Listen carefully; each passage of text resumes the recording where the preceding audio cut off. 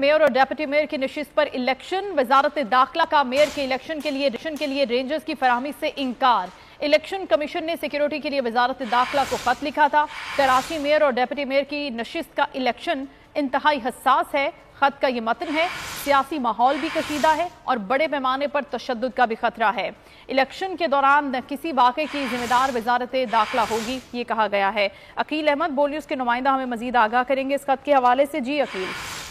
देखिए, बिल्कुल जो कल कराची में मेयर के इंतखाबात होने जा रहे हैं, तो उस पर वजारत दाखिला की जानिब से इलेक्शन कमीशन को रेंजर्स की जो तैनाती है उससे इनकार कर दिया गया है और वजारत दाखिला की जानिब से ये इलेक्शन कमीशन को बताया गया है कि मेयर के इंतखाबात के लिए जो सिक्योरिटी के लिए रेंजर्स जो है वो फराहम नहीं की जा सकती, जिस पर इलेक्शन कमीशन की जानिब से अब सेक्रेटरी दाखिला को खत लिखा गया है और ये कहा गया है खत में कि कल जो मेयर के इंतखाबात होने जा रहे हैं उसमें दो जो सियासी जमातें हैं उनके दरमियान तसादुम का खतरा है, इसलिए फौरी तौर पर रेंजर्स के जो एहलकार हैं वो जो है फराहम किए जाए।